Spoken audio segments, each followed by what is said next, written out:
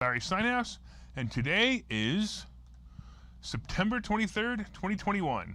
And just a reminder, if you like the show, hit that share button, hit that like button, and let me know you enjoy this show by leaving comments and getting involved. I love it when you leave comments. I want to know what you guys are thinking while the show is going on. Of course, don't forget to subscribe to the YouTube channel and like the Money Chat Now page on Facebook. Money Chat Now is brought to you by Investor Schooling. You can attend a complimentary class tonight, Thursday, or any other Thursday by going to investorschooling.com. You'll be able to learn about real estate investing, stock options trading, and you'll be learning it from those who do it every day. So on today's show, we're going to be discussing the market update, how well the market did today. We're going to be talking about the continuation of the Evergrande saga. We're going to be talking about a possible government shutdown.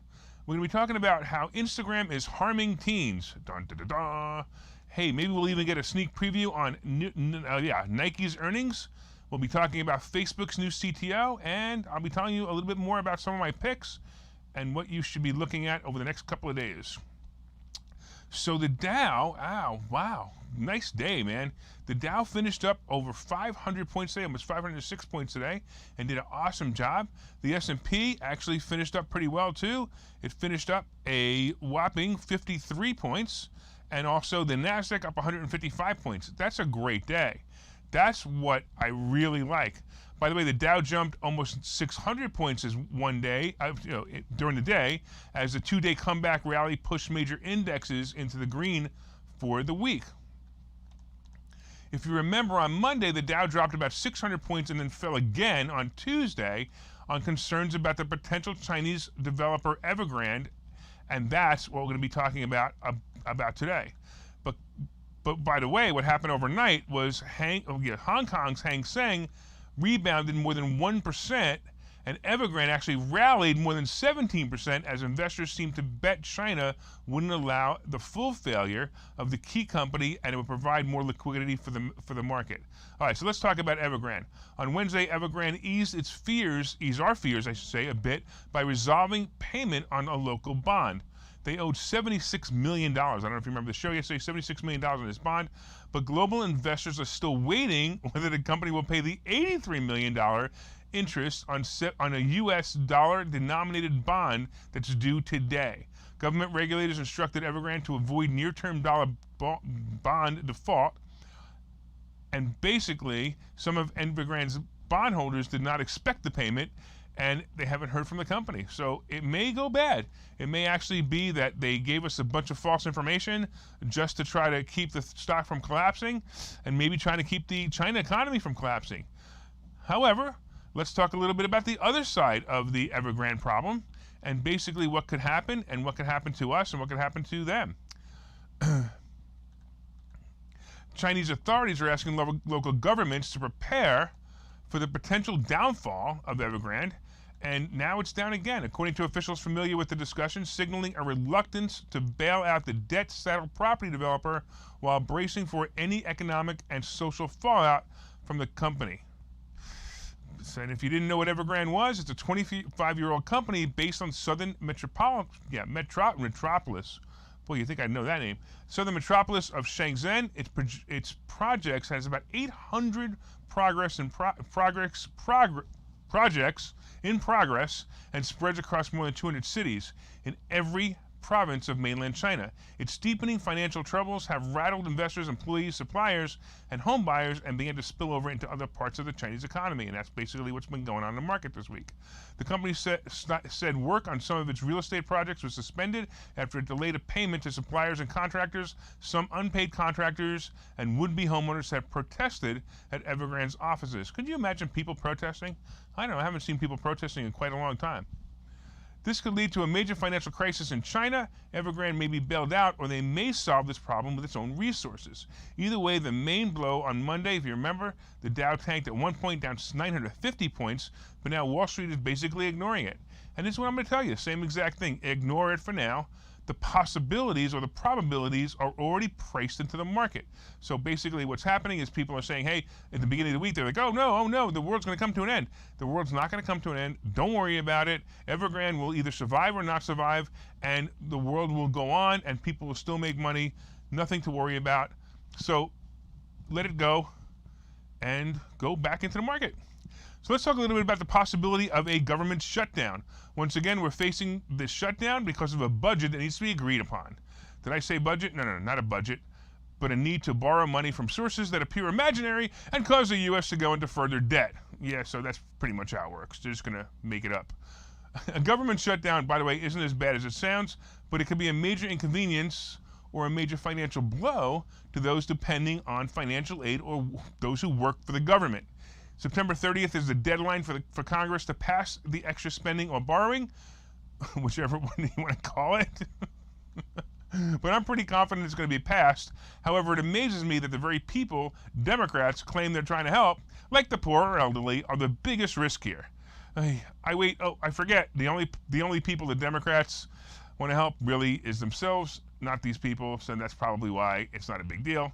But they're actually trying to use this vote to leverage their passing of the huge $3.5 trillion infrastructure bill so they can make money on the kickbacks and well-positioned stock plays the member of Congresses in the House have already placed the past few months. We're going to see those reports coming out in the next few months. After they pass it, we're going to see who is playing Caterpillar, who was playing Home Depot, not Home Depot, but lumber mills, and you'll see, watch, it'll happen for importers, etc. We're also going to find out next week, so let's find out what happens. But I'm going to tell you that it'll probably be a choppy market next week up until this is passed. So keep an eye out for that, and you'll actually see it being choppy. I actually predict the Dow will probably, bounce between 200 negative to 400 positive, now and then, here and there, because of that. All right, we're going to take a quick break, and we'll be right back.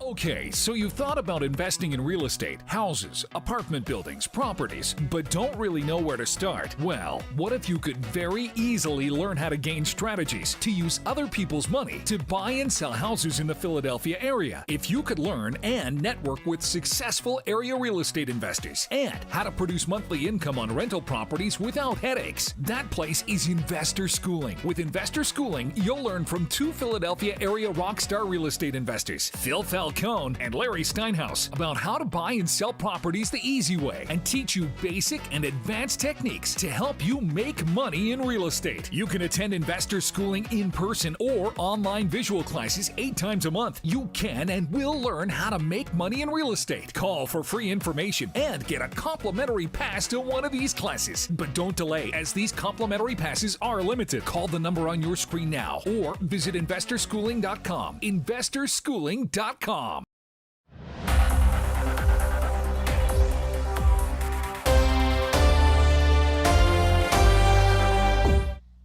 Welcome back to Money Chat Now. I am your host, Larry Steinhouse, and so far we've been discussing the fact that the Dow kicked butt today, up over 500 points. We've been talking about Evergrande's bankruptcy, and we've been talking about the possibility of a government shutdown. I love this. I asked you guys to leave comments, and I got to tell you, Charles left a comment. Isn't there a government shutdown almost every year around this time for a couple of days, and it reopens as if nothing ever happens?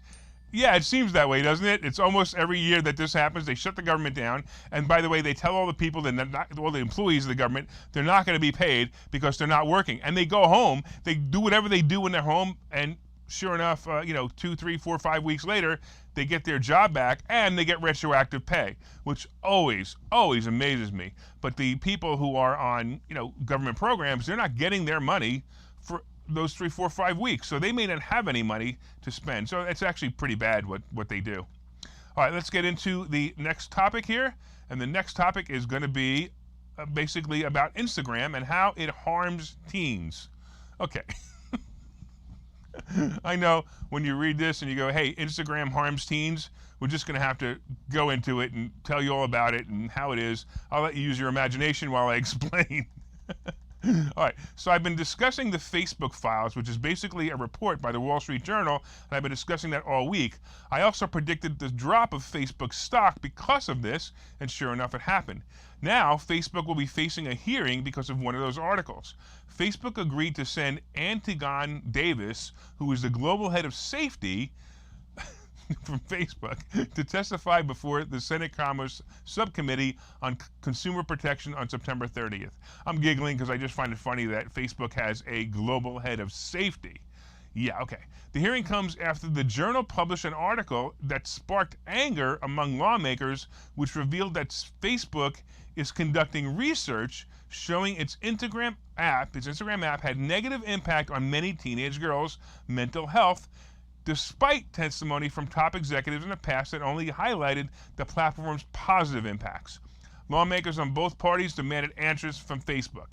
Basically, here's what happened. The study included a poll that revealed 32% of teenage girls said that when they felt bad about their bodies, Instagram made them feel worse. The researchers reportedly wrote, Facebook also reportedly found that 14% of boys in the U.S. said Instagram made them feel worse about themselves too. I gotta tell you, when I go on Instagram, I personally feel bad when one of my guru friends holds up a bigger stash of cash than I have. It really emasculates me. I wonder if I can get in on any of the action that might come from a lawsuit against Facebook and Instagram. Actually, by the way, I gotta tell you, I don't think this is a Facebook problem, but more of a parenting problem for reasons that include too much exposure on social media and the lack of teaching children confidence. I think Facebook is going to be unharmed by this, and I wouldn't be surprised if Facebook puts a warning on a picture of a good-looking, skinny, well-dressed teenager that says something like, if you're concerned about your body, your clothes, or your looks, don't look at this picture. Or maybe it sends you a warning that you've been exposed to happy, good-looking people. You better get some psychological help quickly. All of you guys who have been on Facebook for a long time understood that joke. Anyway, as I've said before, I'm looking at these articles from the journals as a gift. If you want to invest in Facebook stock, the time is now. If they drive the price down any further, it'll only be a great buying opportunity that will be a great profit at the end of October when Facebook announces earnings. I'm telling you, this is a great play. All right, let's talk a little bit about Evergrande, whether it's going to really be a real big problem. I don't think it's going to be a problem. I think we're going to be fine, and that's the end of that. I don't even want to talk about it anymore. All right, let's take a quick break real quick, and we'll be right back. I'm going to tell you how you can win Phil's car. It's actually an awesome contest, so do it. Hey, if you were listening to Investor Schooling Live today, I'm Phil Falcone, and I made the decision today on air that I'm going to be giving away this car. You want to take a look at it? Let's do it. How would you like to pop your top without ever getting out of the car? Huh? It's pretty cool. You can do it at a red light. You can do it when you see it rainy. You can actually even do it when you're driving, as long as you don't go maybe faster than 10 miles an hour. So I am giving away this car. Why? Is it because I'm crazy? Is it because I'm rich? Is it because of both? Take your pick. I don't care. Let me tell you about the car. We're going to have a contest. We're looking for real estate investors to go to our website and give us a real estate tip. And you can have people that you know vote on the site about which real estate tip is the most quality, most valuable to them. So let's just say that our contest is going to be looking for quality real estate tips and for votes. So you need to get your friends, your family, people who care about you, and real estate investors who are willing to go on the site and vote for it. And I will give you this car.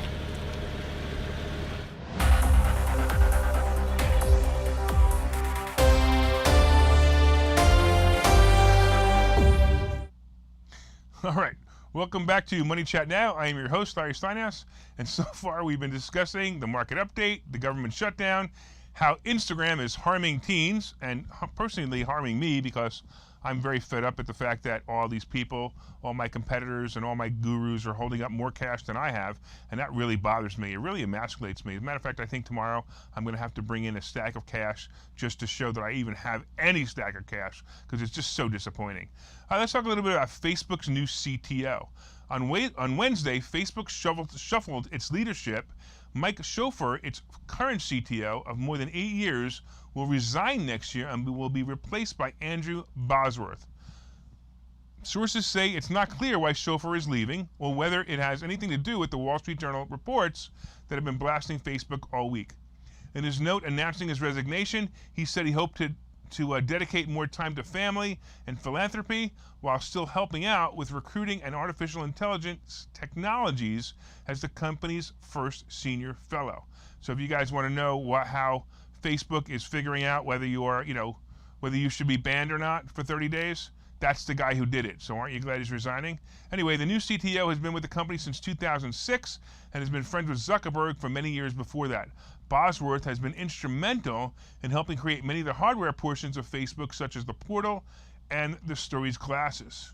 So it's interesting because I started reading a little bit about this guy and I realized that he didn't know much about hardware. He didn't know much about any of this. He just knew how to lead the team to do a great job, which is really cool. It's actually really a cool thing when you realize that this guy knew how to be a leader more than he knew the technology. That's a great lesson for many. Anyway, I don't really see an effect on the stock price with this switch, and frankly, I didn't even know any of these guys' names until I researched them, so I don't think it's really that important. As I said earlier, look for a slight pullback and buy Facebook stock or options to profit into the next earnings report. It's going to be a great play. Facebook will probably go down a little bit tomorrow. Actually, I believe the whole market's going to go down a little bit tomorrow, and that's going to bring me to my next topic, which is what I think about the market. All right, so first of all, Bitcoin actually seems like it's coming back a little bit. Let's see where we are in crypto.